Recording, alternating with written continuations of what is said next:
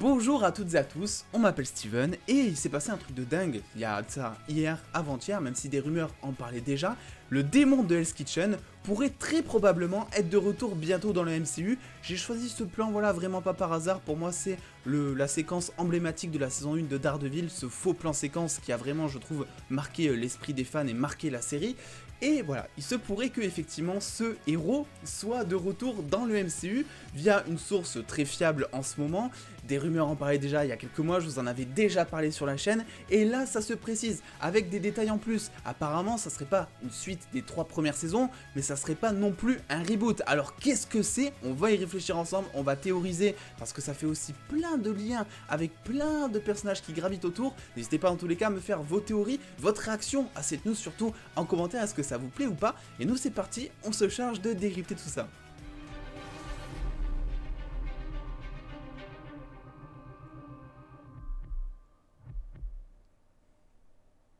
Oui, j'ai changé mon intro, ce n'est pas par hasard, vous le savez si vous me suivez sur les réseaux. Effectivement, je suis en train de me refaire les 3 saisons de Daredevil actuellement, je viens de commencer la saison 3 d'ailleurs, et je suis désolé, mais ce générique de série, il est incroyable. Voilà, je ne le passe jamais, donc je me suis dit, on va rendre un petit hommage vite fait, et on va remettre un petit bout de générique comme ça dans ma vidéo, ça ne mange pas de pain comme on dit.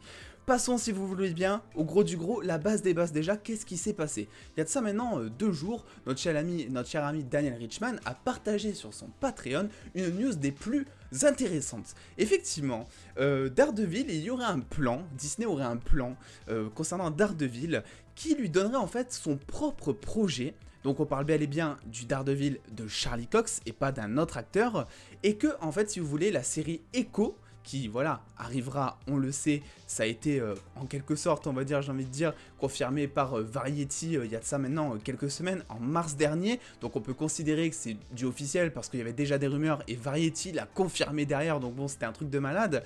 Et bien effectivement, il y a une série Echo qui arrive, et cette série Echo servirait entre guillemets de saison 4. Pourquoi je dis entre guillemets?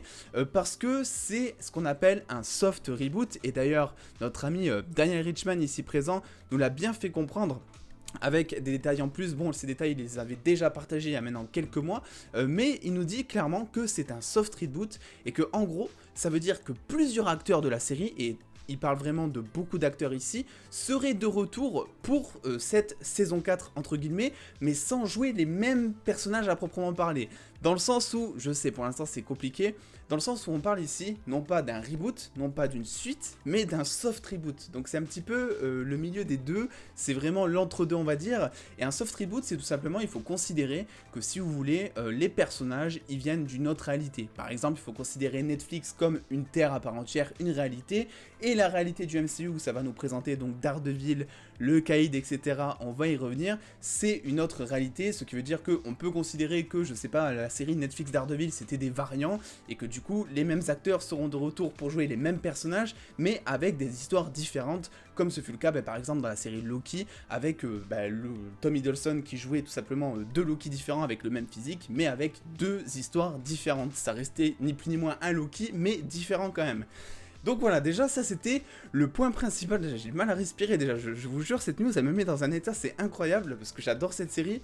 Donc déjà il faut poser cette base, voilà, la plupart du casting serait de retour dans la série Echo, enfin dans la série Echo, une partie dans la série Echo, et prochainement on l'imagine dans une série peut-être Daredevil, parce que voilà, Daniel Richman nous précise bien ici que la série Echo sera bel et bien quand même une série Echo, voilà, donc c'est pas pour piquer la vedette de Alaqua Cox, donc qui va jouer l'héroïne, et bon, petit à petit, ils vont engranger les trucs, j'ai envie de dire, et ça va être tout simplement incroyable. Du coup, on peut se poser plusieurs questions concernant les personnages qui sont, oui ou non, de retour. On sait déjà que Charlie Cox, alias Matt Murdock, alias Daredevil, lui sera possiblement, très probablement même de retour déjà dans Spider-Man No Way Home. Il y a de grosses rumeurs, mine de rien, qui en parlent, vous le savez, on en a parlé 100 fois sur la chaîne. Donc il serait présent dans No Way Home juste en tant que Matt Murdock, peut-être pour défendre Peter vu qu'il est avocat de base.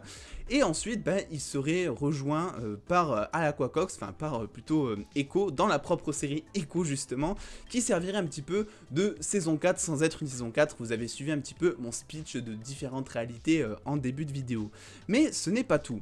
On parle aussi, et là, là je sais que ça va faire des heureux, et moi le premier. On parle aussi du caïd de Vincent D'Onofrio qui lui apparaîtrait dans la série Hawkeye aux alentours selon les grosses rumeurs de l'épisode 4 ou de l'épisode 5 qui tomberait en même temps que la sortie de Spider-Man No Way Home, ce qui du coup pourra lier le caïd en quelque sorte avec tout simplement Matt Murdock, parce que, vu que les deux sont liés dans tous les cas.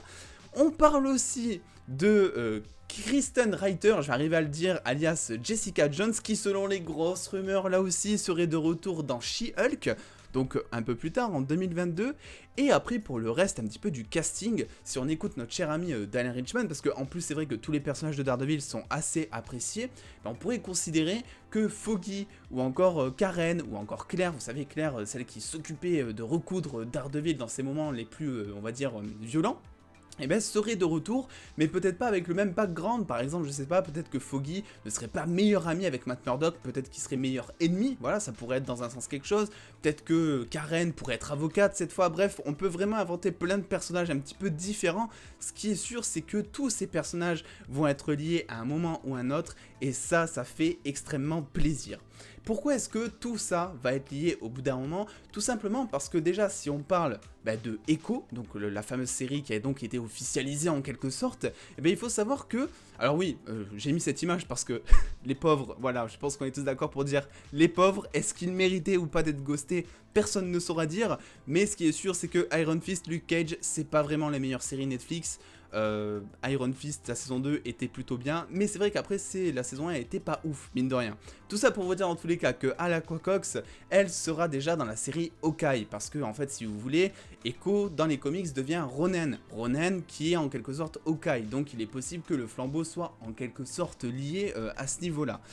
Pourquoi est-ce que Echo, parce que là jusque là vous allez me dire pourquoi est-ce que c'est sûr et certain, si vous voulez le personnage d'Echo n'existe pas si Daredevil et Caïd n'existent tout simplement pas. Et c'est pour ça que dès qu'il y a eu une série Echo qui a été annoncée par Variety en mars dernier, on s'est retourné en fait. Nous les fans on s'est retourné parce que en soi, bon la série Echo c'est très bien, c'est très cool, mais on sait ce que ça veut dire derrière, le possible retour de la main, Elektra, Daredevil, enfin bref, c'est n'importe quoi ce qui peut se passer, surtout que ça va lier peut-être à Secret Invasion, etc. Je vais vous expliquer après pourquoi. Mais c'est vrai que du coup, Echo n'existe pas sans le Caïd et Daredevil. Parce qu'en fait, si vous voulez, le Caïd tue le père d'Echo. Le Caïd fait croire à Echo que c'est Daredevil qui a tué son père. Donc Echo s'entraîne et Echo veut se venger contre Daredevil parce qu'elle croit à 100% le Caïd. Voilà, son père a été tué par Daredevil. Attention. Et enfin, Echo tombe folle amoureuse de Matt Murdock sur un malentendu. Mais le problème, c'est que quand elle découvre que Matt Murdock, c'est Daredevil, là, elle va peut-être remettre en question ce qu'a dit le Caïd jusque-là. Parce que Daredevil lui fait bien comprendre que non, ce n'est pas lui qui a tué son père, mais que c'est bel et bien le Caïd, justement. Donc, ce qui se passe, c'est que le Caïd et Echo vont faire équipe et vont aller chasser le Caïd. Enfin, Daredevil et Echo vont faire équipe et vont aller chasser le Caïd. Et puis Echo va mettre une balle dans la tête au Caïd, celui-ci deviendra aveugle et retrouvera la vue peu à peu parce que vous le savez, on est dans des histoires de comics, n'est-ce pas? Vous le voyez, le personnage d'Echo qui est une guerrière sourde, qui plus est, ne peut pas vraiment exister en tout cas dans cette histoire, en tout cas dans son origin story pure et dure, si à un moment Daredevil et le Caïd n'existent au moins pas. Ils peuvent très bien faire une adaptation dans le sens où ils peuvent raconter une histoire sans forcément impliquer le Caïd, sans forcément impliquer Daredevil, mais ça serait pour moi, je trouve, très compliqué de parler de Echo et de son origin story sans au moins faire exister quelque part dans un coin Daredevil ou quelque part dans un coin le Caïd.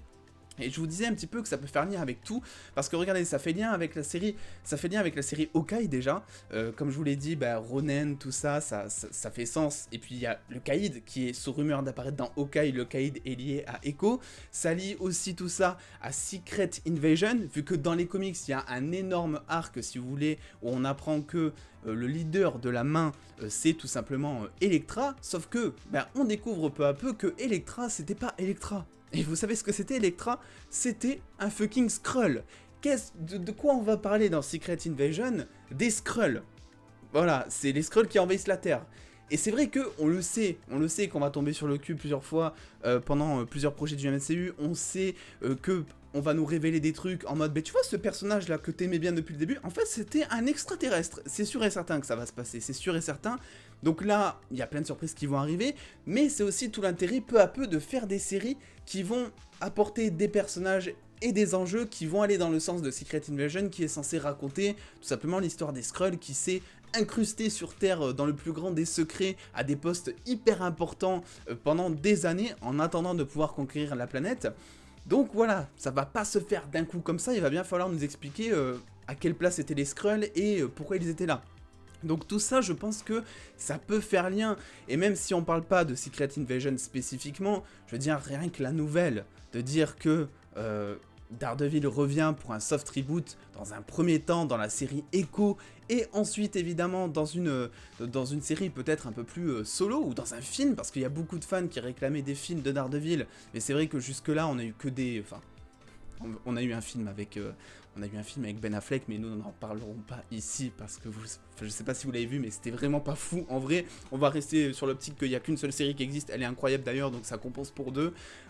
Donc je sais pas vraiment ce qu'il compte faire, mais il y a une question qui se pose par rapport à ça, et là c'est peut-être le point négatif de reprendre Daredevil du côté de Disney, c'est évidemment la violence, parce que Daredevil, bon c'est pas non plus Punisher, mais il y a des scènes, il y a des choses qui sont assez matures, et pas que visuellement, je veux dire, moi qui suis en train de me retaper en ce moment les 3 saisons, il y a quand même tout un aspect autour de la religion, des limites de la loi, etc., des choses qui sont très intéressantes, qui mériteraient un débat de 4 heures presque pour en parler, je trouve, tellement c'est intéressant, et c'est des choses que tu peux pas vraiment présenter au grand public Marvel, d'après moi en tout cas. Alors on le sait, Disney, ils vont un petit peu, normalement en tout cas, commencer à être plus violents, il y a Deadpool 3 qui arrive, il y a Moon Knight, Daredevil possiblement, mais pour l'instant ça reste encore flou, on sait pas vraiment quelles sont les limites de Disney de ce point de vue là, de nous fournir des trucs violents justement, donc c'est vrai que moi ça me fait un petit peu peur parce que je pense que ce que les fans adoraient, en tout cas dans un sens, dans la série Daredevil, c'est que elle était ultra réaliste, elle nous présentait des enjeux réels, elle nous présentait des blessures qui avaient un impact sur le héros, il y avait des cicatrices, ces cicatrices, elles y sont encore 3 saisons après, vraiment pour nous dire, ben non, c'est un humain, c'est un homme qui a une optique différente et qui veut faire le bien, mais il n'en reste pas moins un homme, et oui, il a des blessures, donc je pense que ça se pèse en fait si vous voulez, je pense que c'est sûr que c'est pas dénué de risques, et c'est sûr d'après moi que on n'aura jamais le même niveau de série qu'on a eu avec Daredevil, parce que Netflix en fait peut se permettre plein de choses, alors que Disney c'est un peu plus compliqué, même avec l'arrivée de leur service Star, etc. Je pense pas que Daredevil ce soit vraiment pour que ça rentre en mode 16+, ou 18+, si vous voulez, je pense que le but c'est vraiment que ce soit accessible au plus grand des publics, pour Disney en tout cas. Donc c'est sûr et certain, je pense que ça va prendre un coup sur le personnage. Mais est-ce que c'est pas le prix à payer? Et c'est le prix à payer dans tous les cas si on veut revoir Daredevil, vu que maintenant les droits cinématographiques appartiennent à Disney. Donc si un jour on veut le revoir, eh ben je pense que c'est un petit peu la contrepartie qu'il faut aborder, et vous laisser Disney faire en croisant les doigts pour ne pas enlever un peu trop d'essence du héros. Bref, voilà, je voulais un petit peu vous parler de tout ça dans une vidéo un petit peu tournée vraiment à chaud finalement. Je sais que la news est sortie il y a quand même maintenant 1 ou 2 jours, mais évidemment qu'il fallait que je réagisse à tout ça. J'avais envie de me poser un petit peu pour essayer de calmer les choses, mais je pense que vous avez vu avec cette vidéo que j'ai absolument pas calmé mon esprit et que je suis toujours hypé par cette série mine de rien. N'hésitez pas en tous les cas, comme je vous l'ai dit, à me faire vos propres théories en commentaire, surtout me dire un petit peu cette news quand vous la prenez, est-ce que ça vous fait peur le fait que Daredevil appartienne à Disney maintenant? Est-ce que vous avez peur que la série soit justement un peu moins réaliste, on va dire? Il y aura peut-être une vidéo un peu plus travaillée pour théoriser autour de tout ça, parce que je pense qu'il y a énormément de choses à dire, notamment Elektra, notamment la main, notamment les Skrulls, etc. Mais pour l'heure, il suffisait juste de se faire monter la hype et de réagir à tout ça. Passez une très bonne journée, n'oubliez pas le petit pouce bleu si cette vidéo vous a plu comme d'habitude. Et en attendant les dos, prenez soin de vous, faites-vous bien kiffer. Des bisous les dos.